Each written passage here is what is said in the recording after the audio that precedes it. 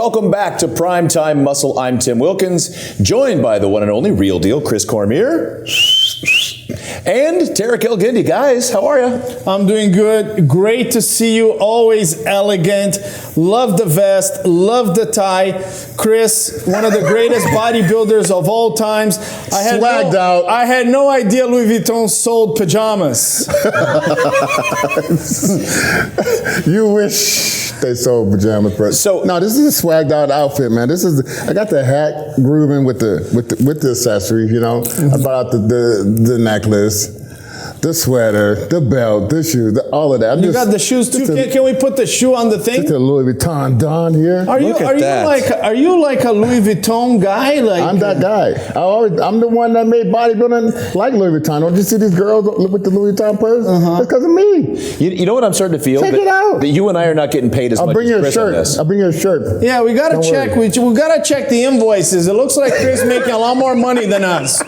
Okay, you know, where's Jody? Can we call Jody here? We need to check in the Middle East a invoices. lot. I picture just teams of people bringing in gifts to Chris. Mr. Chris, welcome to our country. Louis Vuitton. We brought you Louis. I think that's what happens. That'd be great. When he goes to Kuwait, he comes back with all these clothes and this and that. Hey, he's one of the greatest bodybuilders of all times. Like we were talking a few weeks. Say it again. Oh, relax, bro. You're so tense. You know what I mean? You're such an insecure moment in your life. You're having erection problems, and now you need me to say this on national television. He is one of the greatest bodybuilders of all time. You see him running? You see him ducking? You thought you were done. You're the greatest bodybuilders of all times. You deserve to be making all the money. He goes to Kuwait, and those guys cut checks for, I heard, $100,000. As they should, and Chris stays donned out in Louis. Well, we have some great stuff on the show today, like always, and we're going to start off with a very, I don't know if this is going to be controversial, just interesting that wellness in Bikini came along and doubled the size of NPC shows. It brought the popularity of the major shows up, the pro leagues, and now wellness is coming in and doing the very same thing. As a judge, as someone who sees this week after week at every level, will wellness take over Bikini? So I'm going to tell you that in the beginning, I thought they would very fast. I thought. Because we saw a lot of people interested in wellness. But you got to take in consideration, bikini is not the most popular category with women. It's the most popular category among all categories, men and women. It's just a lot of people interested in doing bikini.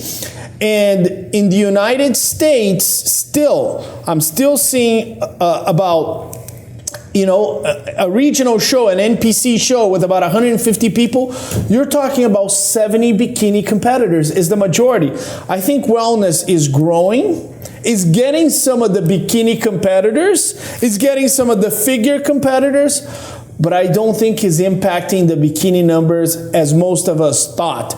I think maybe I think after 3 years, you get a real good sense. I think it's going to be hard to surpass bikini. Let's talk to the king of swag. Oh, Swag King. Yes. As a fan, as someone looking at the two physiques, do you prefer a wellness physique or a bikini physique? Particularly prefer the wellness physique. But, I mean, bikini's been there for a long time. Of course you like the wellness.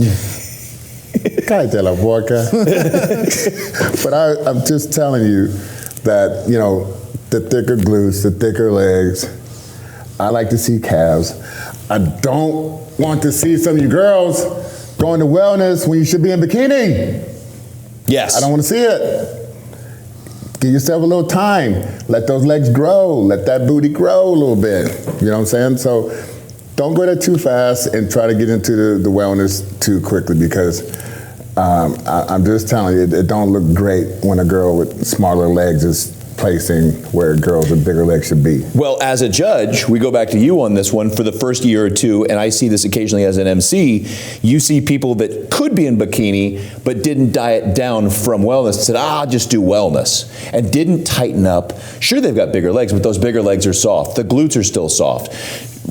you know, you talked about this. It's like the Harry Potter sorting hat. Let the hat choose the magician, or the wand choose the magician.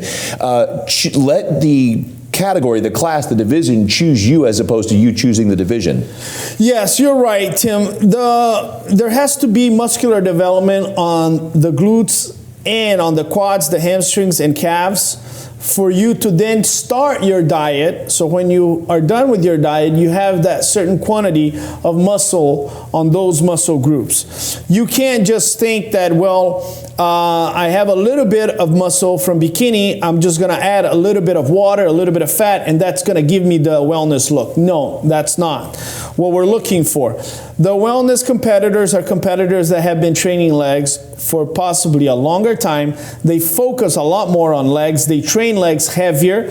And one of the things about bikini is we don't want the legs to be thick. I judged Yarishna as a bikini competitor approximately 10 years ago, and she was still drop dead gorgeous. She was perfect on stage, but she had the quads which were overpowering the whole physique. And when she transitioned to wellness, it was natural. She already had those quads. So if you're a bikini competitor, it takes more than just having bigger quads and bigger glutes. They have to be muscular quads, muscular glutes. Well, that begs the question, because you're an international promoter, especially the muscle contest in Brazil. How many bikini competitors do you still have? And internationally, how is wellness perceived and taken in as fans of the sport outside of the United States? That's a great question, Tim, because we don't see the popularity of bikini in Brazil as much as we see wellness. Wellness is a lot more popular in Brazil than bikini. That completely changes in the United States. There are countries where, you know, I mean, I've judged some shows in some countries where women were not allowed to compete. And if you go to India, you see a lot of men's physique competitors. So every time I travel, I have an opportunity to see the geography of that country, what they like to do. But I still think bikini is the prevalent category, followed by men's physique. The classic physique has risen tremendously. I even think that bodybuilding in certain areas like Europe and Brazil is stronger than the bases of the United States. If you go to a regional show in Brazil, you're going to have more bodybuilders than a regional show in the United States. It's crazy. Now, as a coach, so someone comes to you and says, hey, Chris, I think I'm better suited for wellness than bikini. What kind of muscles, feeding, how do you help them transition into a thicker with 2 C's downstairs? Well, first you're going to go to the posing room, see where you need to work. Depend on what you see is what exercises you want to give them. You might want to do maybe 2 or 3 exercises on the quads, 2 or 3 on the hamstrings, and the glutes. Is so many different glute exercises. A lot of women do a lot of glutes now, but I just think America as a whole is probably a little bit behind Brazil and some of these countries where women are naturally built that way. Because a few years ago, it wasn't the thing to do was to be thick in America. They didn't want to be called thick, and they didn't want to be that. But, you know, as wellness started to become popular in America, I think a lot of girls trying to rush into that category, and they should just give a little bit more time and just put on the exact amount of muscularity they need to have in the glutes.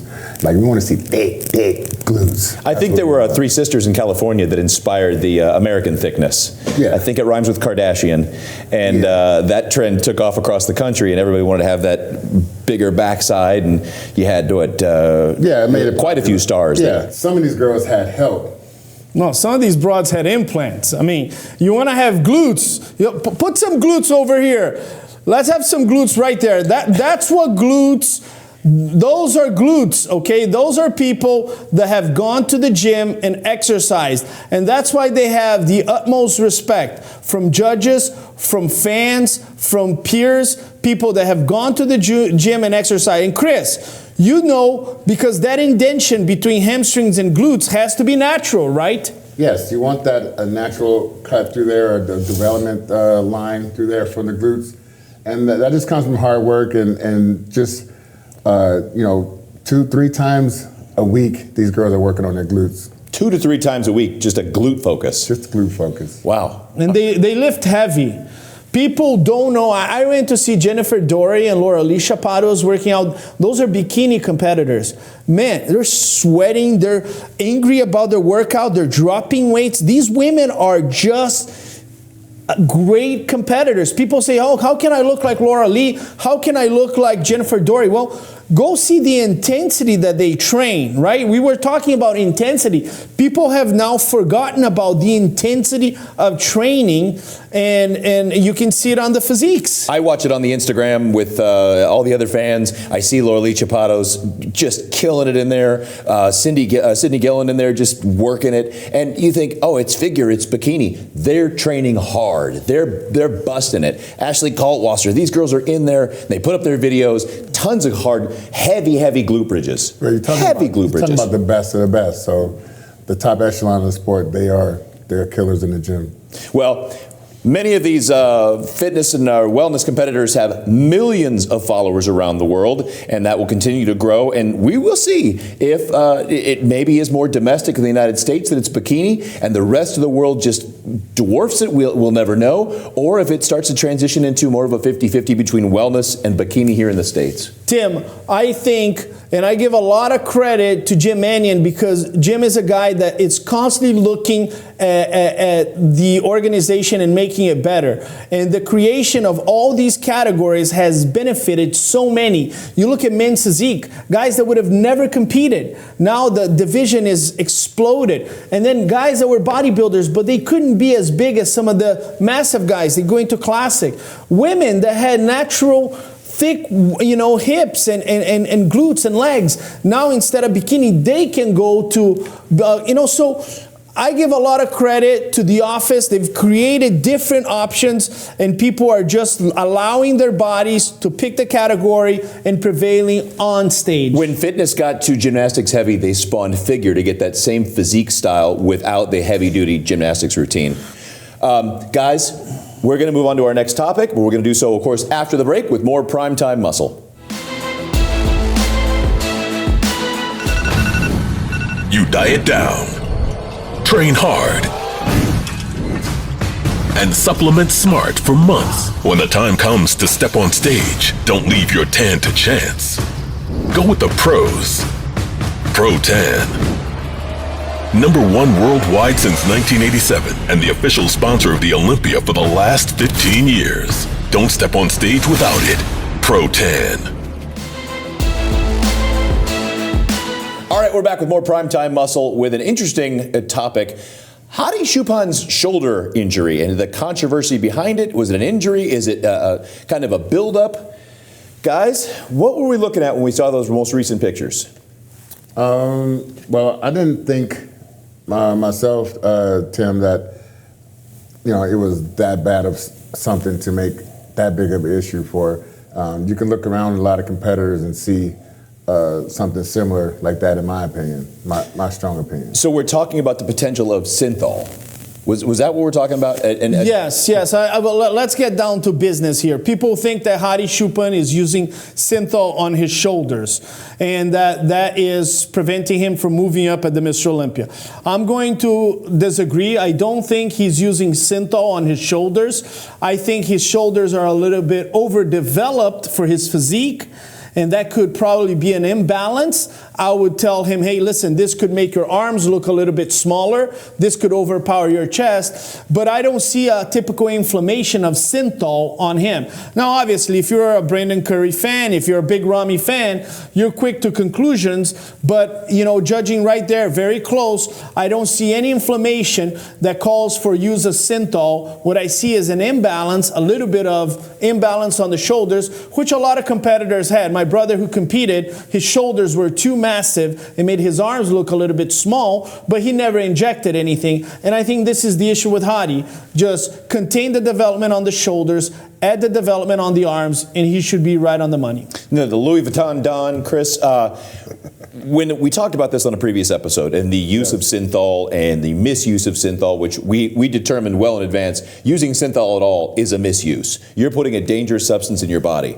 Right. But when you talk about it with someone at this level, we talked about some telltale signs. Swelling and misshaping, a softness to an area that would normally have striations. Is any of that visible on Hady in the areas they're complaining about? But Tim, Hady, he still looked hard. He's one of the hardest people in the show, and a lot of people arguably thought he should have won the competition or been at least second. So with the shape of his shoulder, it's actually a short muscle on him, and it's probably some scar tissue. I would say at worst, just some scar tissue, and you would need that massaged out or something. But I definitely wouldn't show up again with the same shape of his shoulders from before. Now, the people's champion, he is known for his conditioning. So it's not like he was missing that and there was just a bulge of liquid or a substance. Right. Yeah, so like I said, I just think that if he came with a different look in his shoulders, softened up even a little bit in the shoulder area, don't even go near that shoulder with any substance whatsoever, then I think that's one of the shoe-ins for him to move up in placing. Now, do you think that's what did this? Is the Rami and Brandon Curry fans and the Hunter Labrada fans with some potential sour grapes, or was that something that are they overhyping something that's just a non-issue? Well, no, I think if you're a fan of Rami, you root for your guy, and then naturally you try to find flaws on the other competitors going against him. That's part of the game, I think Hady is one of the best competitors. I think he poses really well. And like every competitor, he needs to do something better. Big Rami needs to do something better. Brandon Curry needs to do something better. But I don't think you place third at the Mr. Olympia with synthol on your shoulders. We're there looking very closely, and if we see that, trust me, you will not be on that first call out. Now, how old is Hady this year? I don't know. I think he's maybe in his... It's got to be in the 30s. I think he's in his 30s, Okay. I don't think he's in his late 30s. So it's not a matter of age or scar tissue or something like who's our 53-year-old that we're looking at this year? Kamal Algarni, who may have some spots where it's just older muscle that's starting to wear and tear. Well, what happens with the older bodybuilders is, and Chris has more experience because he lived through this, is the first thing that goes is the legs, right? Right, correct. You start kind of losing density on the legs, and then you've been doing squats for decades, your waist start getting a little thicker, so then you lose that X frame. But on the meantime, we start seeing a little bit more separation, right? That deep separation. So there's pros and cons. I think Chris could attest to that. Yes, of course. As you get closer to that 40-year mark, your legs are going to get a little smaller in size, but you're going to get the mature density. You're going to get a little bit thicker in the waist. Each year you get older, it's going to be a little thicker, a little layer of fat. Some of us a lot thicker on the waist, man. That's right. You pulled the plug at what, 43? Yeah, 43 that was my ending of the run. Were you starting to see some of those things? Yes, I was starting to see, but I was ready for it because I was already listening to the people before me. They were saying, Chris, when you get closer to 40, your waist is going to get a little thicker. You're going to have a little bit more fat on the lower back, the lower glute area. Your legs are going to start to shrink a little bit. I always had really good thighs, but they started to shrink because I wasn't doing any extra pinning in my legs or anything like that. I wanted to keep it as real as possible. That's why they call me the real deal, right, Terry? Absolutely. Chris was one of the greatest bodybuilders of all times, and he lived through the 90s among some of the greatest bodybuilders. He had a great physique. When people criticize some of the top athletes, it's a little bit disheartening because they don't know how hard it is to build those bodies. You're talking about some of the top 10 bodybuilders of all times, and sometimes we pick a flaw in one of the competitors, and we forget the great things they have, right? Hady Choopan has shown tremendous conditioning. He's one of the best posers. You look at what he's done, and he's brought all the Iranian people with him on that stage, right? You can see the fans. So I'm a huge fan, and I think he could surprise. I know one guy that actually picked him to win the Mr. Olympia. His name is Robert Ciccirillo, a.k.a. Bob Chick, said, I believe Hady's going to win the Mr. Olympia. So that begs the question. So I don't know if, do the Olympians ever come up like an NPC competitor and ask for advice or feedback after a show? They say, why was I third and fourth again this year? What do I need to do? Yes. If you're telling Hady, if you're looking into the camera and saying, all right, Hady, you just came to me for this year's Olympia advice 17 weeks out from the big date, what do we do? Well, I'm going to tell you this, Tim. A lot of people think judges don't have emotions, don't have feelings. We actually love the competitors. In order to do this job, you have to absolutely love the competitors. You're not only there when they win, you're also there when they lose. I remember when Derek Lunsford took 4th, and I was backstage with him, and I wanted to help him. I wanted to support him in that moment. And a lot of times when these guys lose, they're frustrated, they're upset, they're angry, but it's perfectly fine. Come to us. We're going to tell you what you need to do to win the show next year. I can speak on behalf of Sandy, Tyler, Steve, Tamer, myself, Billy, Jack, and everybody. We love the competitors, regardless if they're NPC or if they're pros. We're always there for them on victory and defeat. So what does Hady have to do? He has to contain muscular development on his shoulder. His posing, he hits the pose really well. And I think if he gets his arms and his chest a little bit bigger, this guy could be a real threat for the title. Not just a Hall of Fame bodybuilder, but a coach. What does he do? Keep that waist under control. His waist can get a little bit thicker for his stature. So I would say whatever you got to do to make that thing as small as possible. And he's the people's champion. The people's champion, you don't got to keep doing much. You keep doing what he's been doing and keep bringing that same density and hardness and keep going for that title. All right, you heard it. If Hady's watching or if someone who knows Hady can translate that for him, I've been backstage as we get a translator to after he's people's champion. You can say in Persian, Azizam Hady, which means my dear Hady. Wow. I would say he never fails. He never fails. Hady, get those words. Bring your best to the Olympia. We look forward to having you on stage since you haven't competed this year. And Habibi. There we go. We look forward to seeing you and all of you at the Olympia December 15th to the 18th. And we'll be back with our next segment on Primetime Muscle. People always ask how I got here. I was willing to work just a little harder than everyone else. Every damn day. If I can have hundreds of hours back, you know I'm gonna grab them. Spending hours prepping chicken, rice, and vegetables, F that. I rely on perfect nutrition. I rely on trifecta. And we're back with Primetime Muscle. Tim Wilkins, Tarek El-Guindy, Chris Cormier, wrapping up a show. And we have talked a lot over the past few weeks about Chris Bumstead, CBum, the man. But the big thing, much like with a Derek Lunsford moving from 212s, is how would Chris Bumstead fare in the open?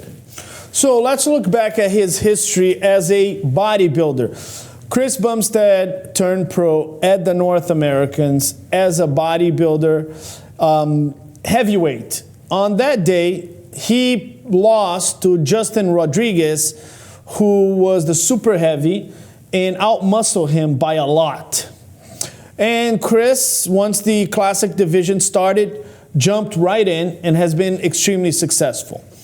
As I've said before, I think Chris should stay in the classic physique. I think he's dominant, I think he's relevant, and I think he's a superstar in the classic physique. If the question is how would he do in the open, he would be outmassed by most. Nobody would deny that. He has very nice lines, but now you're dealing with guys that also have nice lines and are bigger than him, which is, Brendan Curry. He would be clearly outmassed by Big Ramy. He would be, in terms of conditioning, which is one of his strengths, now he's dealing against Hady, right? And then Hunter Labrada is kind of a hybrid. You would expose him on size and also in shape because Hunter is really good. Bumstead could be more conditioned, and Nick Walker would outmass him, but Chris would be a little bit more aesthetically pleasing. I think he would end up, just like at his best, Regan Grimes, at his best, Rafael Brandão. Those guys probably in the second call out if they came in top shape. And I think that's where Chris would end up. It would require him to gain a lot of mass to be on the first call out. Well, Chris, that mass, we talk about pounds per inch of height. And they do that in classic physique where they lock them in, but in the open, you still have to say, all right, the guy next to me is 5'9", 260. If I'm 6'1", which I think Bub said is what, 6'1", 6'2"? He's about 6'1", I think. 6'1", if he's got 4 inches, he's got to be 40 pounds heavier than he is at that weight to keep up with the same guy at 5'9"? Tim, I think he might do okay. I mean, I don't think he's going to be winning the Olympia in the Open, but he gets up to 260, 265 in the off season. Oh. So if he gets down, say if he loses 30 pounds, I mean, he's still a substantial physique and competitor at that body weight. The arms, are long, so they have improved over the years. Back has improved over the years. He was 22 when he was lacking in a lot of these body parts before, but that's some of it is just age. So I think he. I mean, I would like to see it. I'd like to see him hit a lat spread when he's actually 15 pounds heavier than what he competes in at a classic. I'd be interested in 225, 230, maybe tops? What's the? Yeah, he had to get down to 220, I think. I think 220. Yeah. 220. Yeah, so 15 pounds would put him at 235. The last guy that was 6'1", 6'2" was Gunter Schlierkamp. I don't think he's as tall as Gunter, but I think even at 235, he would be missing on some muscularity in some areas, If we look at his physique, he's tall, he's big boned, but he has that small waist. On a side chest, he would face guys like, you're talking about Brandon Curry, who has really nice lines, posing next to Chris Bumstead. He would be outmassed clearly, even at 235. Brandon is shorter and denser. Well, let's put some pictures up and you guys can walk us through this. Here is, there's a beautiful side chest. And it is. We can never take away from where he is in his life and his career. Chris Bumstead is stunning. That is a stunning physique. But the density of that muscle, you've got another inch to 3 inches on a Brandon Curry coming off that right pec as he pulls it over. Yeah, one of the great things about Chris Bumstead is he's aesthetically pleasing. But looking here at his side chest, on the leg department, he's not going to stay behind a lot of people. Obviously, if you're here right next to Ramy, your legs are going to look small. But I'm concerned about the upper body because now you're dealing with arms of guys like Nick Walker, Hady Choopan, shoulders. You're talking about chest of Brandon Curry. He would be outmassed on top by a lot, by most of the top 5 guys. But Tarek, if you came with that back shoulder coming around a little bit more and utilizing that back shoulder, that's going to improve that pose also. No, I agree with you. He can do a lot of things, Chris, in order to minimize his disadvantages. But we're talking about Rafael Brandão and Regan Grimes, which we talked about in other segments. Who went from different categories. Correct. Yeah, those guys, we're telling them, hey, you need to be bigger. If they were next to CBum, they would be bigger than CBum, and they're not going into that first call out. So, and even you look at the legs, the quad sweep is one thing, but the hamstrings on the top 5 are sweeping all the way down. They're that much bigger. It's 5 pounds a quad, 10 pounds a quad. Yeah, when you talk about the Open, you talk about Big Ramy, and you're going to have to pose next to him. So there is no escaping from that. Brandon Curry doesn't escape from that. Hady doesn't escape from that. And if Chris Bumstead wants to do Open, this leg here, right next to Big Ramy, is a very small leg, period. You can't really turn or open or do anything. This is going to look small. On top, he's going to be looking very small next to guys like Nick Walker, next to guys like Hunter Labrada. Rafael Brandão and Regan Grimes, who are bigger than CBum right now, are struggling. It's just that we look at CBum by himself, dominant in that classic physique, and we have the illusion that he's going to prevail in the Open, when in my opinion, that is not right. I think each of those guys is 6 foot, about 235 to 245 at most. So yeah, he'd be about the same on stage. Chris, these are some of his most iconic poses. What would he have to do to be competitive in the Open with these? He's just going to need more muscle on his body. He's got the long physique. I like the lat spread he has. It's not actually a category pose that they require in the classic division, but it is in the Open. So that's going to help him in the Open. The back double is improving. It still has a lot of space to fill in to make a dominant pose here. The most muscular, we're missing about 50 pounds. Yeah, so it's just the length of the limbs. It's where you gotta be able to pack on muscle. I'm not sure if that can actually happen, to beat someone like Ramy. But Rami actually has the biggest leg in the world. Oh, Yes, he would have to. He has the biggest leg in the world. So the moral of the story for Chris is iconic. We're talking about another 4 to 6 years on his reign as the classic physique champ. Is probably stay in your lane. All the hypothesis about what he would do moving up, he would need probably a year or two and a whole lot of work to put on another 20 or 30 pounds. And even then, would he crack the top 10, top 5? Well, I think eventually he would crack the top 10, just like I think Regan Grimes will crack the top 10. I think Rafael Brandão will crack the top 10. But you're also talking about a few factors. Is the waist going to stay this small, pounding the weights, getting bigger, fast and furious? Are you going to have some injuries? So all those things come into play. This guy is the king of the world in classic physique. He's the most beloved guy. You know, women just love him. He's caused so many divorces. Stay in classic physique, win your titles, do the mustache thing. Do the smirk. You like do the smirk. You love the smirk. It's not that I love the smirk. Well, you were infatuated. I was pointing out a few segments before.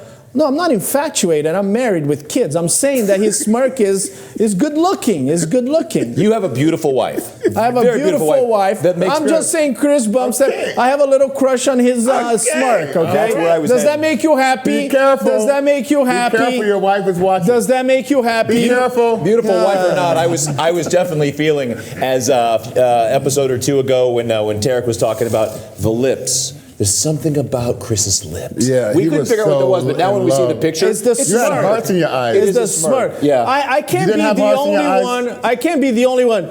Chris Bumstead is known for his mustache and his smirk. I can't be the only one that notices these things. You guys didn't notice that? nope, not a thing. Not like you did. Nope, we did not. That's why I'm a judge, You're on and you your own guys. with that one. Well, we're hoping that during these shows you're judging a lot of physiques and not people's pouty lips. But in this case, we appreciate that. We're going to see if this reign continues. We're all such huge fans of Chris Bumstead's. We're going to look for that next great physique moving up. Just as a reminder, because you are among our historians on this, it was at the USA's that he got his pro status? It was at the 2017 North Americans.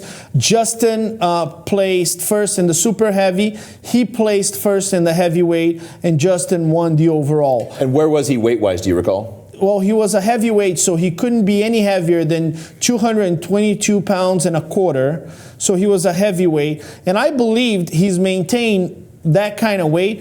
I think what Chris said is right. The biggest improvement has been on the back. The back shot was one of his weaknesses. That's where Breon beat him, right, from the back in those years that Breon defeated him. And he was able to cover up and shorten that distance. And he's done a great job with that back.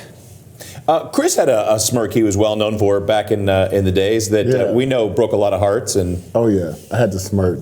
yeah, Caused a lot of illegitimate children, too. We want to see it. Yeah. Is that it right there? Is that it? That's it right there. That's iconic. When I hit that shot. Oh my Yeah. God. What are we doing with our lives here? I don't know. All right, You're guys. smirking. Chris Cormier, you don't Tarek like my Elgiddy. smirk? Well, everybody loves your smirk. Thank you. There's a village. It was Smirk Village. Everybody went there. Tim Wilkins, as always, like, subscribe, share, follow. Keep up to date with all the latest news. And, of course, when we bring you the show, we bring you Just the facts. just the facts. Prime time muscle, baby. And we'll be back next time. Of course, Tarek will be back. The Louis Vuitton Don, Chris Cormier, will be back. And Tim Wilkins, as always, thank you very much for tuning in. We'll see you next time on Primetime Muscle. Peace.